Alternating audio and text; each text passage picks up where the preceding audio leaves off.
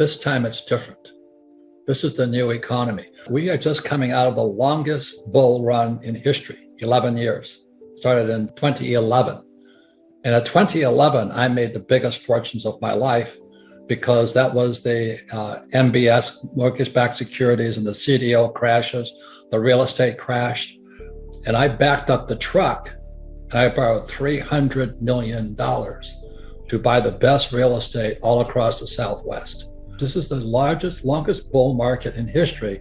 And I look at some of these young kids, and I own some Bitcoin, I own some Ethereum, but they're all saying the same thing. This time it's different, and Bitcoin's crashed. And, the Federal Reserve Bank, I can't believe that. I mean, people say, don't fight the Fed and all this. Well, my question to everybody is this: can the Fed print oil? Can the Fed print gasoline? Can it print food? But everybody sits there and they've been brainwashed by Wall Street to go, do as the Fed tells you to do. Well, you got to be kidding me. Those guys are the three stooges, Janet Yellen, Biden, and Powell. You got to be kidding me. Why would you listen to them? Volcker saying it's going to crush, so he raised interest rates, right? So Powell is now channeling the spirit of Volcker.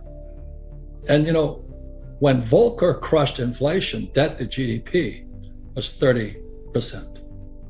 And today it's 125% if you believe the numbers. So if he channels Volcker, and the other thing about history will tell you this: there's never been a soft landing. It's more Fed talk. I've made more money in the last 3 years in my whole life. And so that's what I want to talk about with you today, is that there's other ways of looking at investing, but to think that Powell is going to save you when, as you may know, the reverse repo market is running at $2 trillion a day today. Right. $2 trillion a day. And people are listening to Powell? You got to be kidding me. I own no stocks, bonds, mutual funds, ETFs. I do not touch paper. I'm not saying that you shouldn't, but I think people have been brainwashed by the Fed, the Treasury, and whatever those guys are. Go to school, get a job, pay your taxes, get a high-paying job, and invest for the long term in a well-diversified portfolio of stocks, bonds, mutual funds, ETFs. It was in 1974 when I came back from Vietnam, a two-tour Marine helicopter pilot. I saw communism at work. It was not pretty. And I come back in 1974, they passed ERISA. ERISA stands for 401k right now, or IRA. And I went, oh my God, they're funneling my generation, the boomers, into the stock market. And they don't know anything about money. And in 1974, the biggest exodus, Adam, was school teachers suddenly becoming financial planners. I watched that with horror. Interesting. I watched it in horror. That's the poor leading the blind. And today we have baby boomers who are hoping the stock market stays up in their 401k just as Social Security goes bust. You think that's an accident? That's all I'm saying. I'm just a Marine. I'm a dumbass Marine lieutenant. Flew the gunship, went down 3 times. But today I listen to this bullshit and I go, oh my God, how can we be that stupid? Because we went to school, we did as we're told. Don't fight the Fed, do as the Fed tells you. Invest for the long term, a well-diversified portfolio of stocks, bonds, mutual funds, ETFs. And don't worry, Powell is now channeling Volcker. When the debt to GDP is 120%, you gotta be kidding me.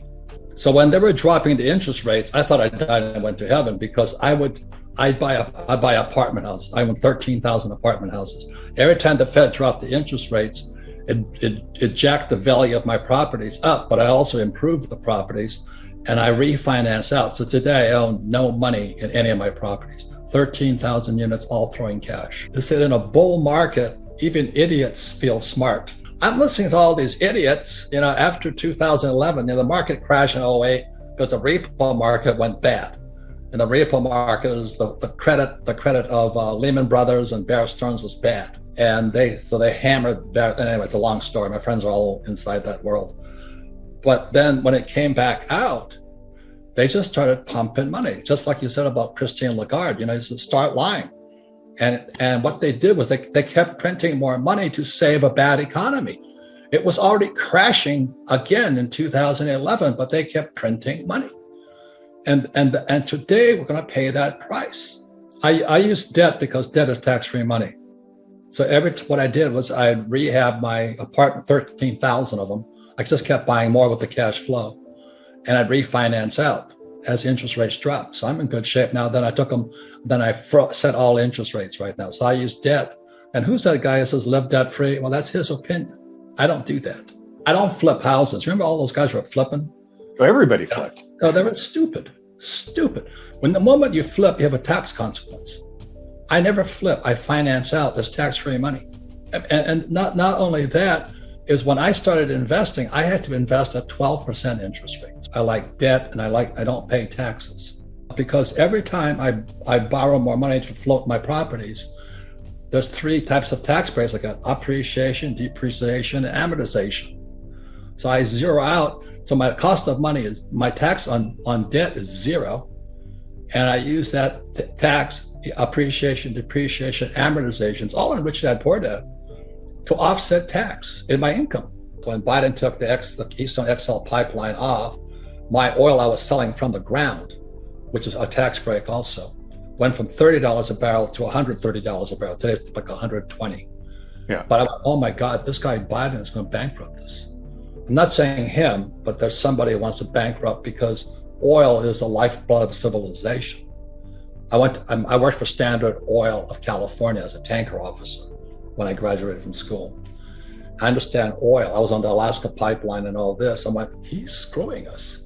So when he raises inflation, the poor and middle class will go broke. And that was just done as soon as he was being done before he took office.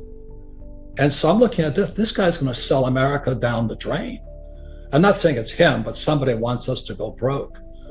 And I'm watching this going, oh my God. So what else so I have oil wells. I get tax breaks for those, because I don't invest in oil stocks. I work for Standard Oil, but I don't invest in Standard Oil. I invest in the oil in the ground. I'm a wildcatter.